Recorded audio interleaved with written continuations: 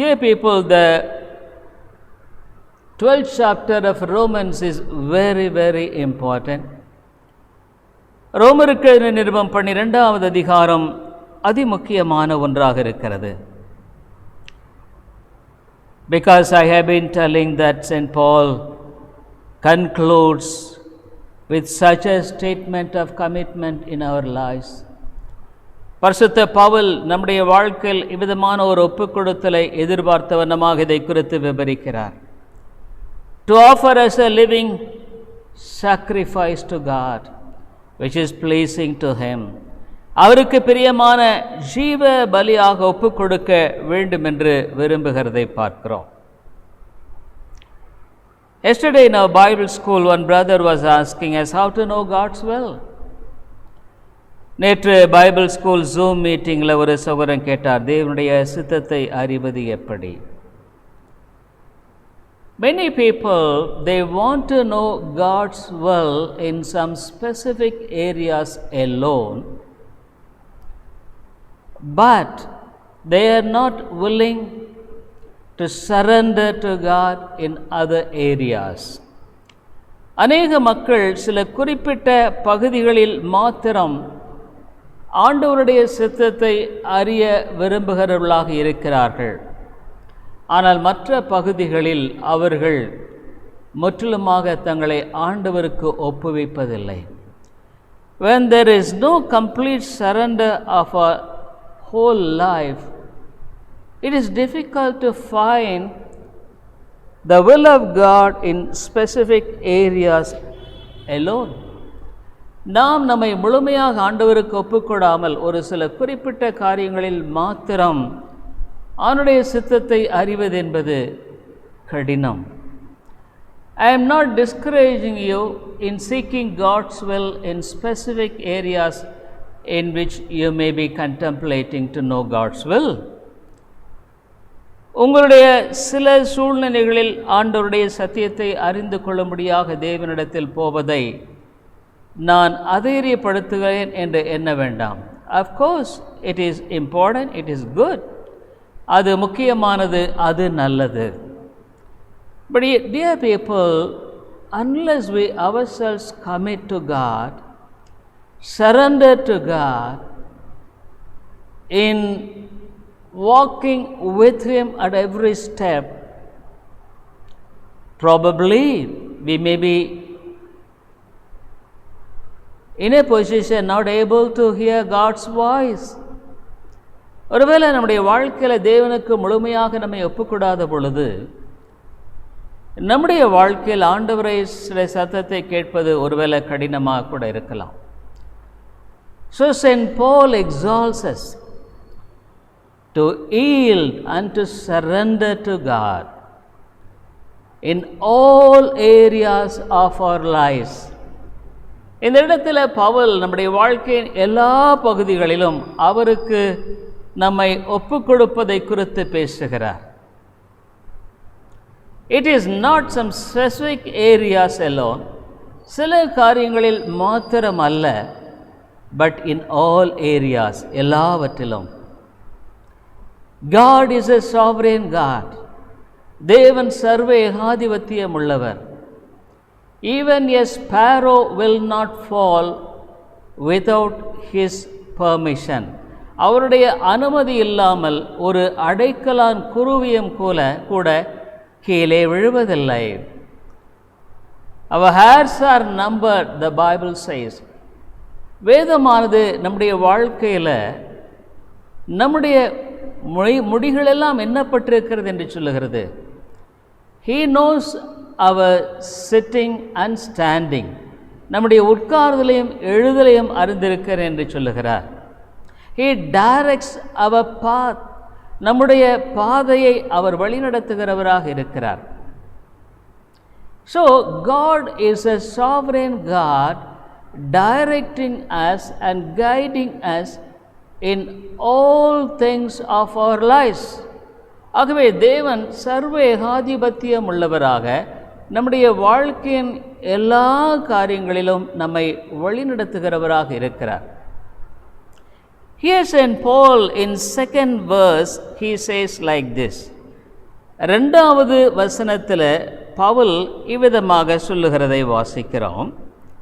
And be not conformed to this world, but be ye transformed by the renewing of your mind, that ye may prove what is that good and acceptable and perfect will of God.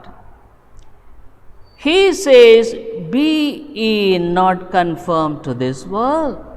இந்த உலகத்துக்கு ஒத்த வேஷத்தை தரிக்காத. Many Christians, they want to conform to the world. அநேக கிறிஸ்தவர்கள் இந்த உலகத்துக்கு ஒத்த வேஷத்தை தரிக்க விரும்புகிறார்கள். On the one side, ஒரு பக்கத்தில், on the other side, they want to conform to God's will as well. இன்னொரு பக்கத்தில் அவனுடைய சித்தத்துக்கும் தங்களை ஒத்தவர்களாக எடுத்துக்கொள்ள விரும்புகிறார்கள். Is it possible? அது முடியுமா? Absolutely impossible. அது முடியவே முடியாது.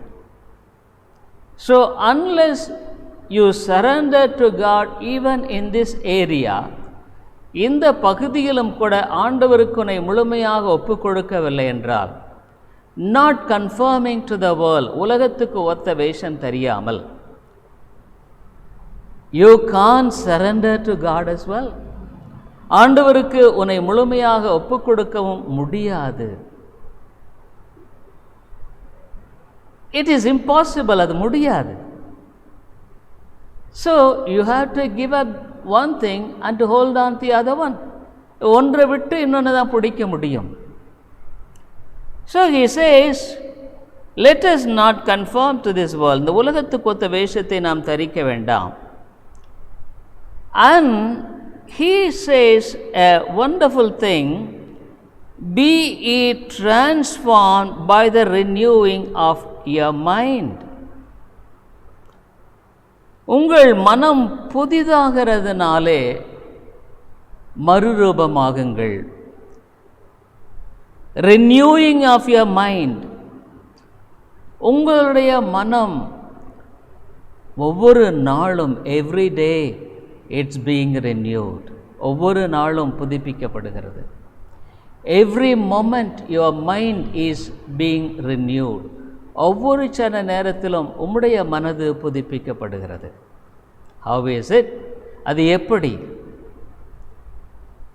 you face problems and difficulties in the course of your lives, even every day. ஒவ்வொரு நாளும் கூட உன்னுடைய வாழ்க்கையில் பலவிதமான பிரச்சனைகளை, பலவிதமான காரியங்களை நீ சந்திக்கிறாய். This evening I had a phone call asking me to do one thing which I was not committed for that. நான் ஒன்று என்னை ஒப்புக்கூடாத ஒரு காரியத்துக்காக எனக்கு மாலை ஒரு ஃபோன் கால் வந்தது. சார், யூ மஸ்ட், சார் நீங்கள் இதை செய்யணும். I was not committed for that. It was to be done next month. அதை நான் இந்த மாதத்தில் செய்யும்படியாக நான் சொல்லலை. Probably the next month I said, okay, I will do that. நான் செய்கிறேன். But there is a pressure that asked me to do it immediately. அதை உடனடியாக செய்யும்படியான ஒரு அழுத்தம் எனக்கு கொடுக்கப்பட்டது. So as a man, generally I should have upset, because it's a commitment of a huge responsibility. ஏன்னு கேட்டால் இது செய்ய வேண்டிய ஒரு காரியத்தில் ஒரு பெரிய பொறுப்போடு செயல்பட வேண்டிய ஒரு பெரிய காரியமாக இருக்கிறது. I can't do it immediately. அது என்னால் செய்ய முடியாது. But I am being pressurized with this. ஆனால் இதனால் நான் இப்பொழுது அங்கு நெருக்கப்படுகிறேன். So how should I meet this? ஆகவே இதை நான் எப்படி சந்திப்பது? Yes, I know God is sovereign. தேவன் சர்வேகாதிபத்தியம் உள்ளவராக இருக்கிறார். Without His permission, it is not being done. I am not being pressurized. அவருடைய சித்தம் இல்லாமல் இந்த அழுத்தம் எனக்கு நேரிடவில்லை. So why should I be panic? ஆகவே அதை குறித்து நான் ஏன் கலக்கம் அடைய வேண்டும்? So as a spiritual man, what should I do? ஒரு ஆவிக்குரிய மனிதனாக நான் என்ன செய்ய வேண்டும்? I trust in God's sovereignty. தேவனுடைய சர்வேகாதிபத்தியத்தை நம்புகிறவன். On the other hand, understand there is equally responsibility for me to do. அதே விதமாக நான் செய்ய வேண்டிய என்னுடைய உத்தரவாதம் உண்டு என்பதை அறிந்திருக்கிறேன். But how should I handle it? அதை எப்படி நான் கையாளுவது? Yes, I commit it to God. தேவனுக்கு ஒப்புக் கொடுக்கிறேன். I believe that God has purpose in this, even in allowing this. இதை அனுமதிப்பதிலும் தேவனுடைய ஒரு நோக்கம் இருக்கிறது. So my test is being, faith is being tested. என்னுடைய விசுவாசம் சோதிக்கப்படுகிறது. Am I truly panic like a worldly man? ஒரு உலக பிரகாரமான மனுஷனைப் போல நான் கலக்கமுடையவனாக இருக்க வேண்டுமா? Or else to be quiet and calm even in this situation, that God is in control. தேவன் இதில் ஆளுகை செய்கிறார் என்ற உணர்வோடு கூட என்னுடைய வாழ்க்கையில் அமைதியாக இருப்பதா? Dear people, if you are a child of God, தேவனுடைய பிள்ளையாக இருக்கும் பொழுது, you have to face lot of challenges in your lives.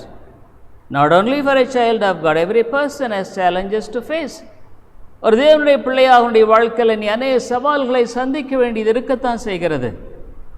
உலக பிரகாரமான மனிதன் அவ்விதமாய் காணப்படுகிறது. How to face it? அதை நான் எவ்விதமாய் சந்திப்பது? Yes, there we come to the spot. இங்கே நம்ம இந்த பகுதிக்கு வருகிறோம். Second verse, இரண்டாவது வசனத்தில் he says, and be not conformed to this world. உலகத்துக்கு ஒத்த வேஷத்தை தெரியாமல், but be transformed by the renewing of your mind. மனம் புதிதாகிறதுனாலே, renewing, being renewed every moment, every day. ஒவ்வொரு சன பொழுதும் ஒவ்வொரு நாளும் புதிதாக்கப்படுகிறது. Being conformed to God and being detached from the world. உலகத்திலிருந்து விலகினவர்களாக தேவனுடைய சாயலுக்கு பாய் நாம் மாறுகிற வாழ்க்கை. In our patience, நம்முடைய பொறுமையில், in our exercising faith, நம்முடைய விசுவாசத்தை பயிற்சி செய்கிறதுல, in being trusting God's sovereignty, தேவனுடைய சர்வ ஏகாதிபத்தியத்தை சார்ந்து கொள்கிறதுல, am I being renewed? நான் புதிதாக்கப்படுகிறேனா? Am I detaching myself from the worldly way and the pattern of the world and walk in the worldly way?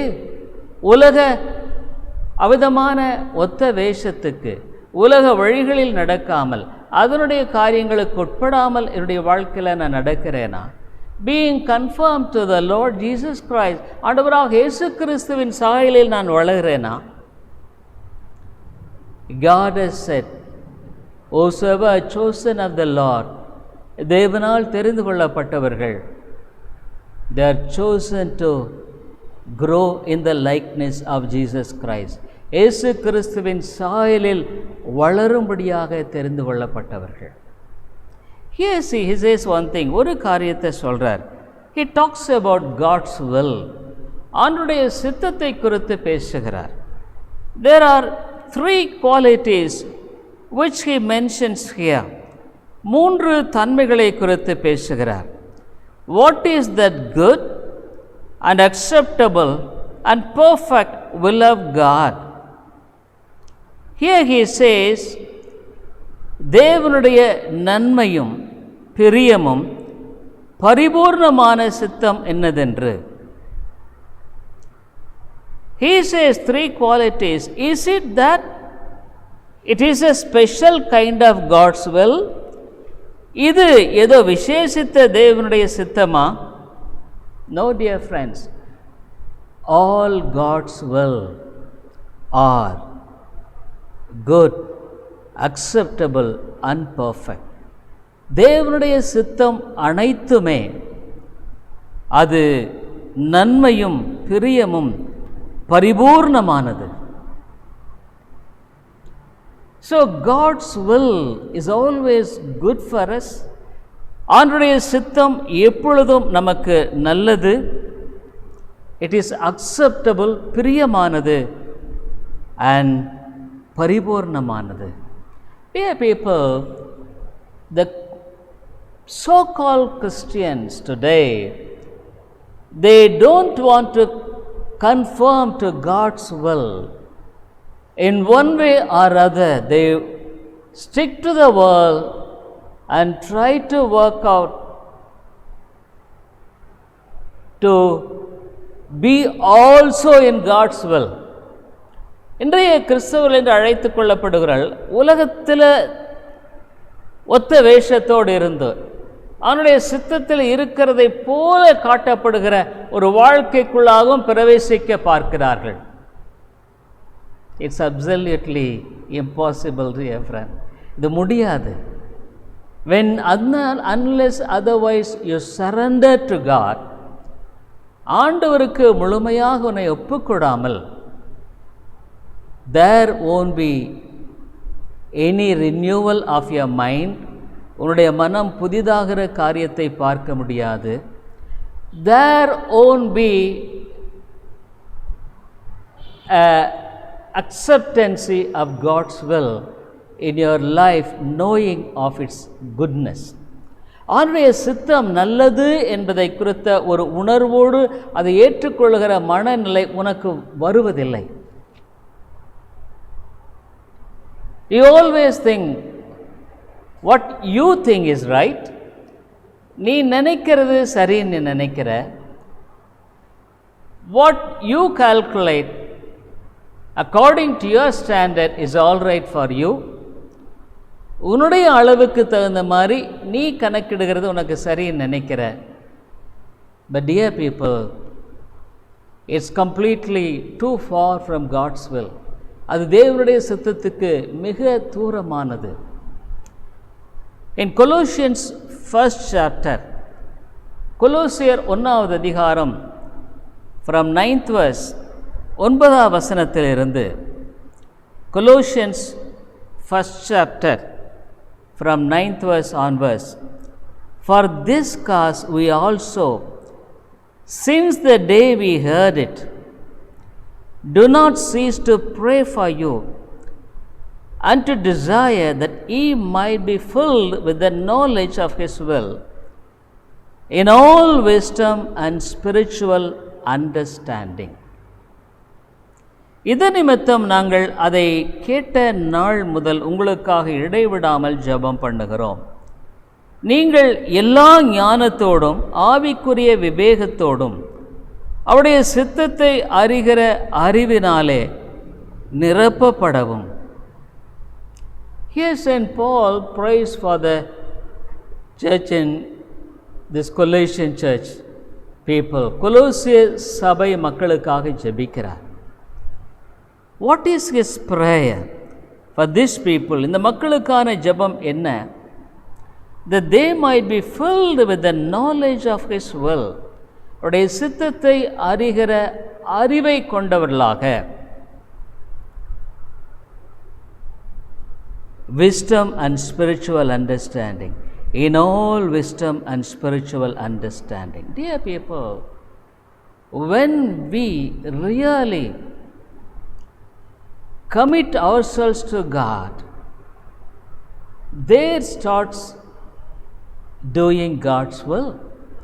நம்ம வாழ்க்கையை முழுமையாக ஆண்டவருக்கு ஒப்பு கொடுக்கிறதெல்லாம் ஆண்டவருடைய சித்தத்தை செய்கிறதே ஆரம்பமாகிறது. So unless we surrender to God,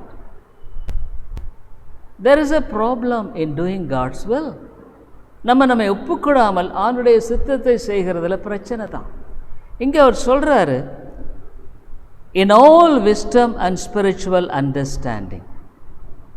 எல்லா ஞானத்திலும் ஆவிக்குரிய விவேகத்தோடும் Dear people, the spiritual wisdom, the wisdom from above is what is needed. ஆவிக்குரிய ஞானம் நமக்கு தேவை.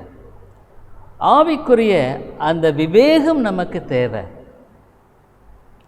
So, giving our lives, surrendering our lives makes us to grow in spiritual wisdom and understanding.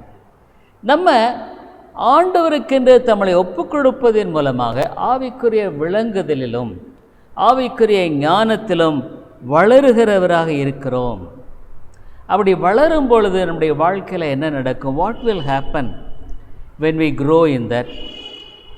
10th verse, 10வது வசனம், that ye might walk worthy of the Lord, unto all pleasing, being fruitful in every good work, and increasing in the knowledge of God. பாருங்க, when we really commit ourselves to God in this, when we grow in the wisdom and knowledge, in understanding, அந்த ஞானத்தில் விளங்குதல வளரும் பொழுது இங்கே நமக்கு என்ன நடக்கிறது?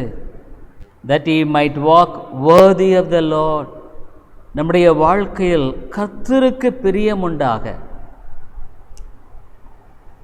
கர்த்தருக்கு பிரியமானவர்களாக, unto all pleasing, அவருக்கு பிரியமுண்டாக, அவருக்கு பாத்திரராய் நடந்து கொள்ளக்கூடிய ஒரு வாழ்க்கை ஆண்டவர் நமக்கு கொடுக்கிறார். I tell you, this is a bit deeper spiritual thing I could understand. இது கொஞ்சம் ஆவிக்குரிய ஆழமான காரியம்தான், அதை விளங்கிக் கொள்கிறேன். But dear people, there is no depth of spiritual things beyond our understanding when we really surrender to God. நம்ம உண்மையாலுமே ஆண்டவருக்கு ஒப்பு கொடுக்கும் பொழுது ஆவிக்குரிய காரியம் விளங்கிக் கொள்ளக்கூடாதுங்கிறது இல்லைங்க. So he says,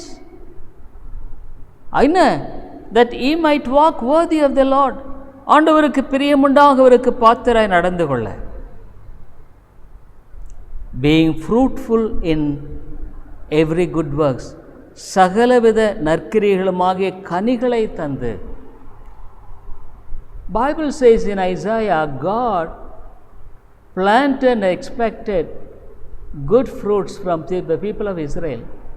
ஏசாயால வாசிக்கிறோம், ஆண்டவர் தோட்டத்தை நாட்டி நல்ல கனியை எதிர்பார்த்தார். But the people gave bitter fruits, ஆனால் அந்த ஜனங்க கசப்பான கனிகளை கொடுத்தார்கள். Each our fruits is really sweet or bitter?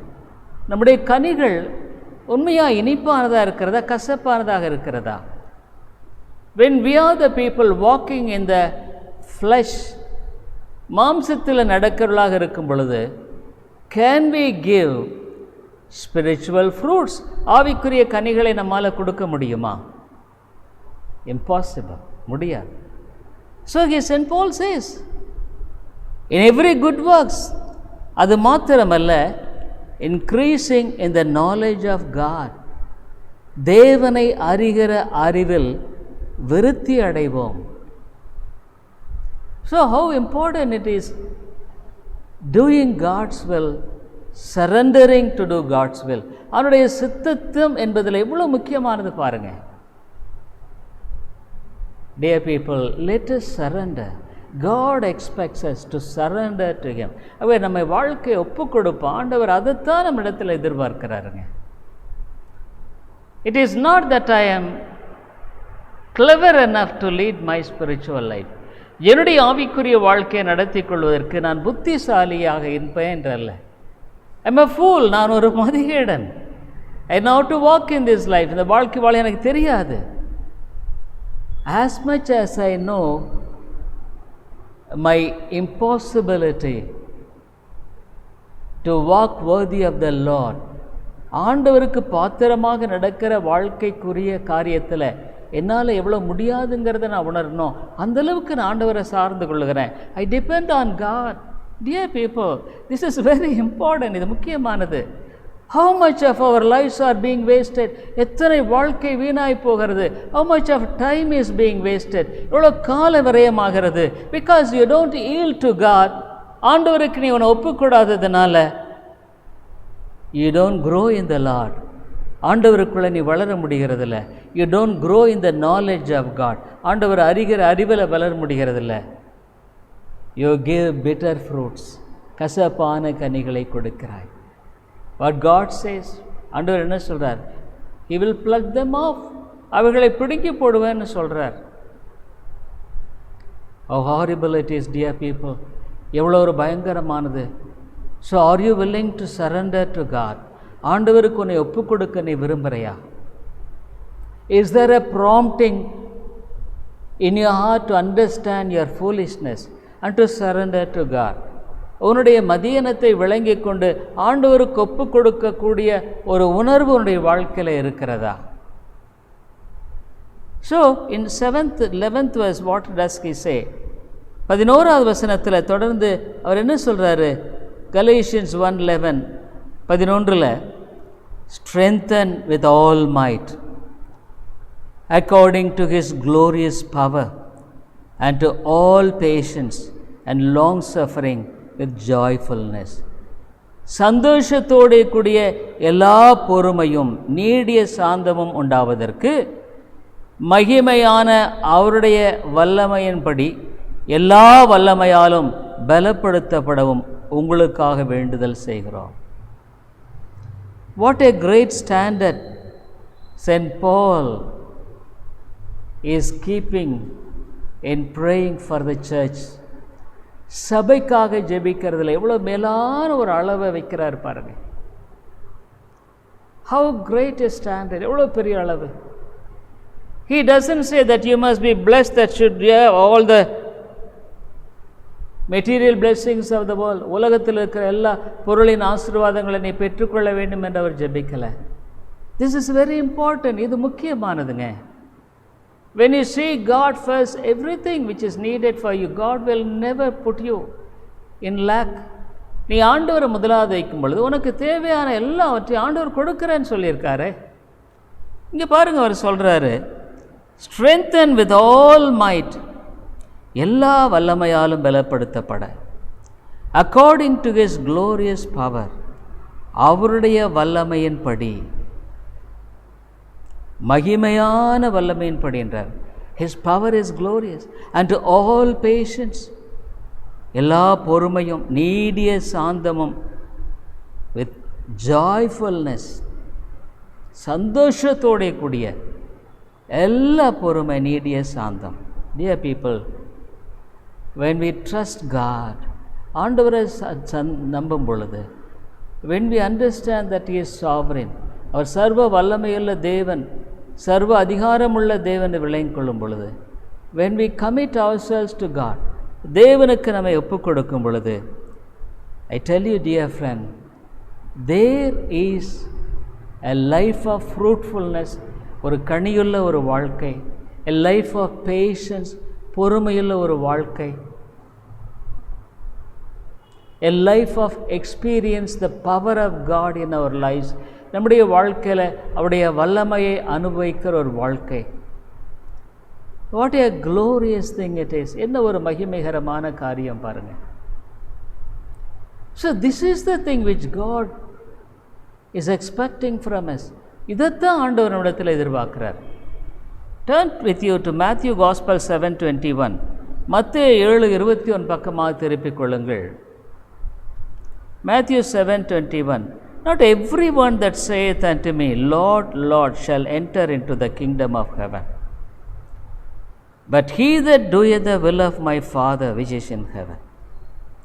பரலோகத்தில் இருக்கிற என் பிதாவின் சித்தத்தின்படி செய்கிறவனே பரலோக ராஜ்யத்தில் பிரவேசிப்பானே அல்லாமல், என்னை நோக்கி கர்த்தாவே கர்த்தாவே என்று சொல்லுகிறவன் அதில் பிரவேசிப்பதில்லை. How could I get into heaven? நான் எப்படி பரலோகத்தில் பிரவேசிப்பது? Is it that I believe that I will go to heaven because I just believe God? நான் ஆண்டவரை நம்புகிறேன் அதனால் பரலோகத்துக்கு போவேன்னு சொல்கிறதா?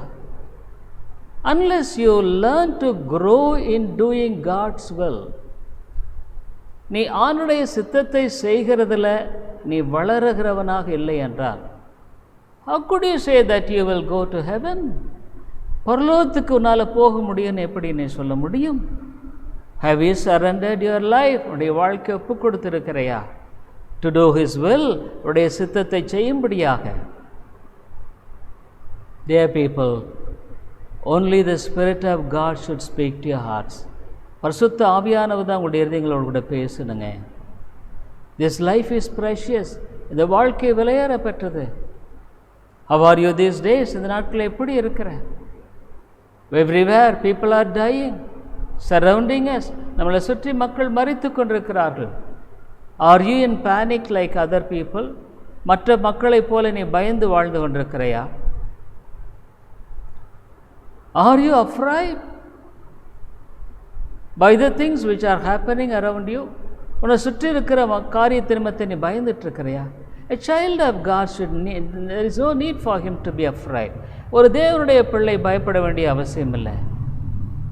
If at all, if God allows me to have this corona, to suffer with this, இந்த corona வியாதினால் நான் பாதிக்கப்படணும்னு, அதனால் கஷ்டப்படணும்னு ஆண்டவர் அனுமதிச்சிருப்பாரானா, இட்ஸ் குட் ஃபார் மீ, அது எனக்கு நல்லது தான். If he wants to take me with these sufferings, all right, Lord, I surrender. It is true, it's very difficult to pass through. கடந்து போகிறது ரொம்ப கஷ்டம்தான், இது எனக்கு தெரியும். ஆனால் ஆண்டவரே உம்முடைய கரத்தில், because I know a God who loves me, என்னை நேசிக்கிற ஒரு தேவனை நான் அறிந்திருக்கிறேன். As St. Paul says, I know whom I believe. நான் விசுவாசிக்கிறவர் இன்னார் என்பதை அறிந்திருக்கிறேன். He will never do harm to me. எனக்கு தீமை அவர் செய்ய மாட்டார். So how are you now? எப்படி வாழ்ற? Are you like the people who don't know God? ஆண்டவர் அறியாத மக்களைப் போல நீ வாழ்ந்து கொண்டிருக்கிறையா? Psalm 48, சங்கீதம் 40வது சங்கீதம் 8வது வசனம். Psalm 48, I delight to do thy will, O my God. Thy law is within my heart. என் தேவனை உமக்கு பிரியமானதை செய்ய விரும்புகிறேன். உமது நியாயப்பிரமாணம் என் உள்ளத்தில் இருக்கிறது என்று சொன்னேன். Here the psalmist says, Lord, I want a delight to do thy will. உம்முடைய சித்தத்தை செய்கிறதில் நான் உமக்கு பிரியமானதை செய்ய விரும்புகிறேன் ஆண்டவரே. Dear people, let us desire whatever may be the thing that God is allowing in our lives.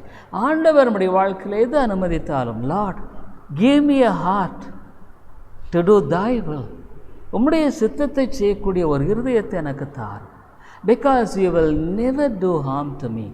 ஏன்னு கேட்டால், நீங்கள் ஆண்டவரே எனக்கு ஒரு அநீதியை செய்ய மாட்டீங்க.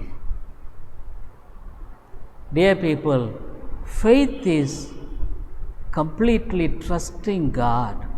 விசுவாசங்கிறது ஆண்டவரை முழுமையாக நம்புறதுங்க. It is not just for this thing or that thing to have faith. ஏதோ இதுக்காக அதுக்காகன்றதில்ல. God will help in this matter. ஆண்டவர் இந்த காரியத்தை எனக்கு உதவி செய்வார். I want to buy a land, so God will help me. ஆண்டவர் எனக்கு உதவி செய்வார். I want to do this, இதை நான் செய்ய விரும்புகிறேன், God will help me. No, dear people, unless there is a real surrender in our lives, we can't be delighted in doing God's work. ஆண்டவருக்கு நம்ம முழுமையாக ஒப்பு கொடுக்கலன்னா அவருடைய சித்தத்தை செய்கிறதுல நம்ம சந்தோஷமாக செய்ய மாட்டோம். Some people, they will go. Actually, I grew in a church for 17 years. 17 வருஷமாக ஒரு சபையில் நான் வளர்ந்தேன். They taught me that you must go and seek God's will for everything. எல்லாத்துக்கும் ஆண்டவருடைய சித்தத்தை தேடி போகணும். But it's all in mere words. அது வார்த்தையில் தான் இருந்தது. Because I was not willing enough to surrender completely, but seeking God's will in specific areas, how could I be directed properly? நான் என்னுடைய வாழ்க்கையில் முழுமையாக ஆண்டவருக்கு என்னை ஒப்புக்கொடாமல், சில காரியங்களுக்கு போய் ஆண்டவருடைய சித்தத்தை அறிந்து கொள்ளும்படியாக ஜெபிக்கிறதுல நான் எவ்விதமாக சரியாய் வழி நடத்தப்பட முடியும்? Yes, I was misguided by that many places. அநேக இடங்களில் தவறாக நான் வழிநடத்தப்பட்டு போனேன். So here the psalmist says, I delight to do thy will, O my God. The law is within my heart. என் தேவனே, உமக்கு பிரியமானதை செய்ய விரும்புகிறேன். உமது நியாயப்பிரமாணம் என் உள்ளத்திற்குள் இருக்கிறது என்று சொன்னேன்.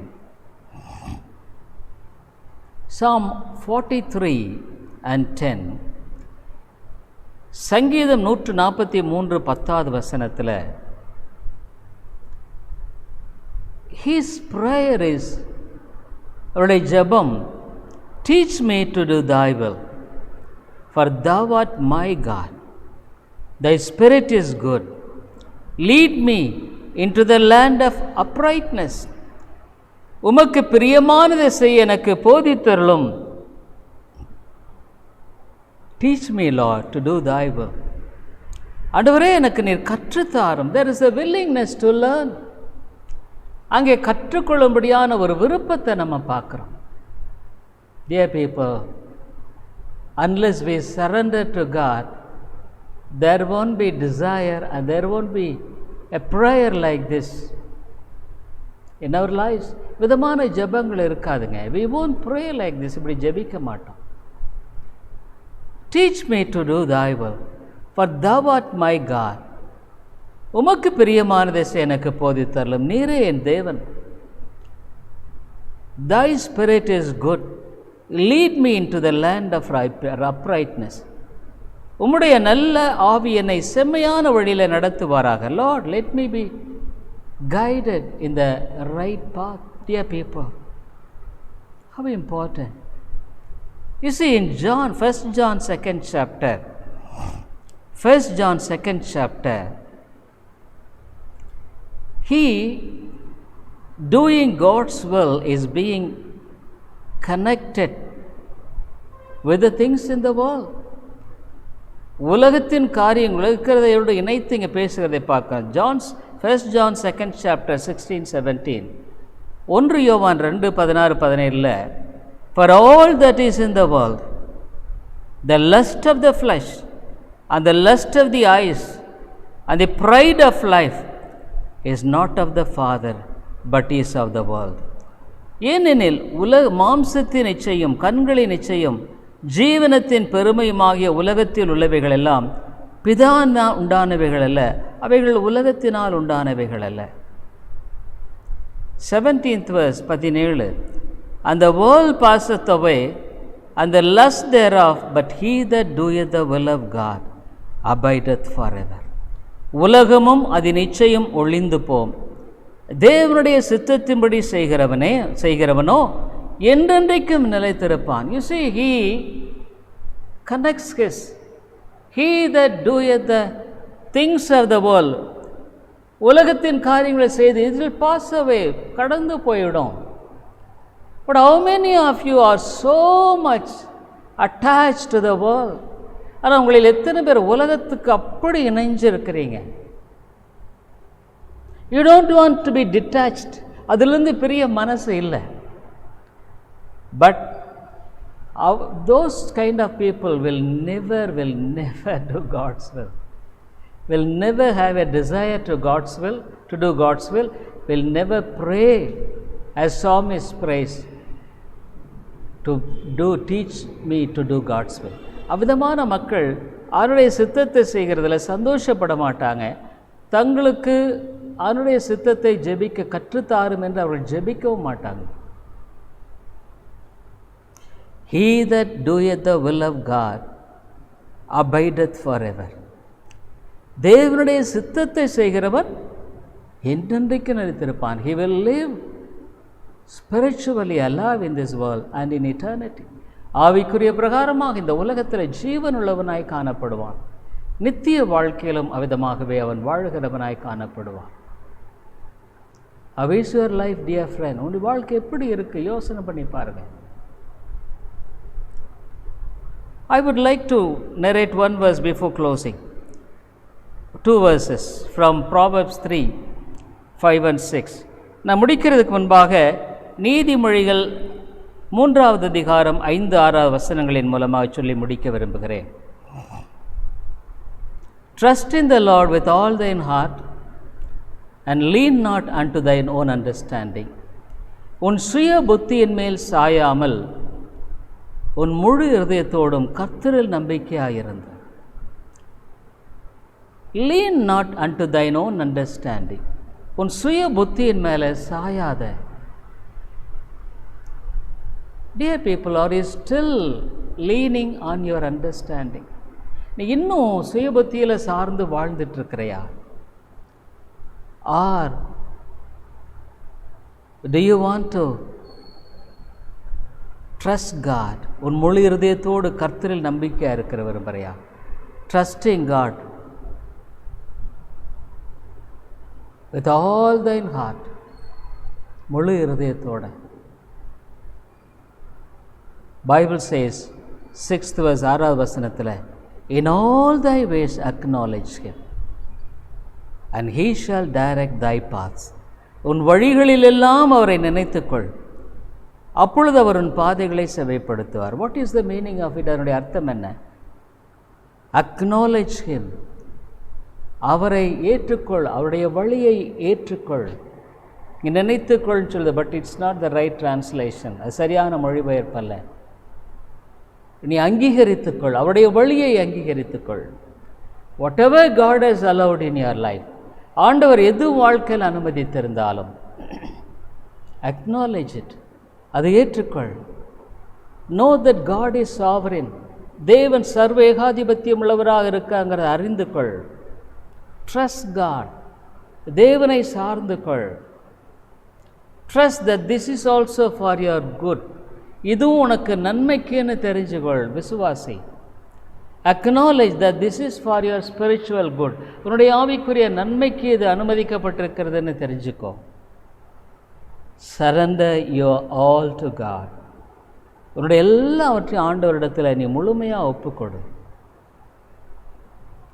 இன் the light of all the things that we contemplate today, இன்றைக்கி நம்ம பார்த்த எல்லா காரியம் மத்தியில் ஐ வாண்ட் டு கன்க்ளூட், நான் முடிக்க விரும்புகிறேன். What about you? உன்னை பற்றி என்ன? Are you willing to surrender to God in all things? எல்லாவற்றும் ஆண்டவருக்கு உன்னை ஒப்புக் கொடுக்க நீ விருப்பமுள்ளவராக இருக்கிறையா? Are you willing to acknowledge him in all thy ways? உன்னுடைய வழிகளில் எல்லாம் அவருடைய காரியத்தை ஏற்றுக்கொள்ள ஆயத்தமாக இருக்கிறையா? Leaning not on your own understanding, உன்னுடைய சுய புத்தியின் மேலே சாயாமல். Dear people, that is doing God's will. அது தேவனுடைய சித்தத்தை செய்வது. There comes the renewal of your spiritual mind. உன்னுடைய ஆவிக்குரிய மனது புதுப்பிக்கப்படுகிறது. You grow in the likeness of Jesus Christ. இயேசுவின் சாயலில் நீ வளருகிறாய். When people see your lives, உன்னுடைய வாழ்க்கையை பார்க்கும் பொழுது, the way that you behave, நீ நடக்கிறத பார்க்கும் பொழுது, in your talk, உன்னுடைய வார்த்தைகளில், when they see how you behave, எப்படி நடக்கிற, are you behaving with pride, பெருமையோடு நடக்கிறையா, or with humility, தாழ்மை நடக்கிறையா? A true child of God will grow in the likeness of Jesus Christ. ஒரு உண்மையான தேவனுடைய பிள்ளை இயேசு கிறிஸ்துவின் சாயலில் வளர்கிறவர்களாய் காணப்படுவார்கள். being renewed every day, every moment, ஒவ்வொரு நாளும் புதுப்பிக்கப்பட்டு ஒவ்வொரு சன நேரத்திலும் புதுப்பிக்கப்படுகிறது. Dear people, humble yourself to God. தேவனிடத்தில் ஒப்புக்கொடு, தாழ்த்து. If God has revealed of your not doing God's will, அவனுடைய சித்தத்தை செய்யாமல் நீ வாழுகிறது ஆண்டவர் உனக்கு காட்டியிருப்பார்னா, your fellowship with the world, உலகத்தோடு இணைந்த ஒரு வாழ்க்கையை காட்டியிருப்பாரானா, your unyielding nature is being revealed today, ஒப்புக்கொடுக்க முடியாத உன்னுடைய சுபாவத்தை ஆண்டவர் காட்டியிருப்பாரானா, ஹம்பிள் பிஃபோர் காட், தேவனுக்கு முன்பாக தாழ்த்து. Humble before the Lord Jesus Christ, இயேசு கிறிஸ்துவுக்கு முன்பாக தாழ்த்து. the one who died and shed his very precious blood. தன்னுடைய விலையேறப்பட்ட இரத்தத்தை மரித்து சிந்தினவரிடத்தில் ஒப்புக்கொடு. Your life will be built up. உடைய வாழ்க்கை கட்டப்படும். Otherwise you will be regretting, not only here but in eternity. இல்லைன்னா இங்கு மாத்திரமல்ல, நித்தியம் முழுவதும் நீ கவலைப்படுகிற நபராய் காணப்படுவாய். Let's pray, ஜெபிப்போம். Father, you spoke to us this day very clearly.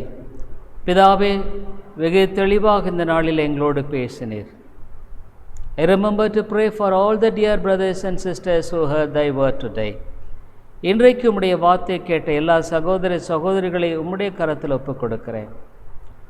Lord, speak to them. அவர்களோடு பேசும். Let them yield and completely surrender to God. ஆண்டவருக்கு ஒப்புக் கொடுத்து முழுமையாக அவர்கள் தேவனிடத்தில் வரட்டும். To do God's will, தேவனுடைய சித்தத்தை, which is good, pleasing, perfect, நல்லது, பிரியமானதும் பரிபூர்ணமான. Lord, help them. ஆண்டவரே உதவி செய்யும். இயேசுவின் நாமத்தில் ஜெபிக்கிறோம் நல்ல பிதாவே. ஆமென். I hope the Lord is blessing you through this preaching of God's word, and we are glad to inform you that you could contact me over my mobile phone and WhatsApp number 98427-67184 and my email ID davidilongo100@gmail.com, davidilongo100@gmail.com. Thank you very much. கிறிஸ்துவுக்குள் அன்பானவர்களே, நீங்கள் தொடர்ந்து இந்த தேவ செய்திகள் மூலமாக ஆசீர்வதிக்கப்பட்டு வருகிறீர்கள் என்று நாங்கள் நம்புகிறோம். எங்களுடைய ஞாயிறு ஆராதனை காலை 10:30 மணிக்கு இந்திய நேரப்படி, மாலை 6:30, ஒவ்வொரு புதன்கிழமை மாலை 6:30 மணிக்கு வேத ஆராய்ச்சி கூட்டம் உண்டு. இந்த கூட்டங்களில் நீங்கள் ஆன்லைனில் கலந்து கொள்ள உங்களை அன்போடு கூட அழைக்கிறோம். மேலும் உங்களுடைய ஆவிக்குரிய பாரங்களை நீங்கள் தயவுசெய்து எங்களோடு கூட பகிர்ந்து கொள்ளலாம். இன்னுமாக உங்களுக்கு ஆவிக்குரிய ஆலோசனை அல்லது இந்த சத்தியத்தை குறித்த தெளிவோ அல்லது விளக்கமோ தேவையானாலும் கூட என்னோடு கூட நீங்கள் தொடர்பு கொள்ளலாம். என்னுடைய வாட்ஸ்அப் எண், இன்னுமாக மொபைல் எண் 98427-67184, 98427-67184. இன்னுமாக நீங்கள் இமெயிலில் தொடர்பு கொள்ள வேண்டுமானால் என்னுடைய இமெயில் ஐடி davidilongo100@gmail.com, davidElango100@gmail.com. நன்றி.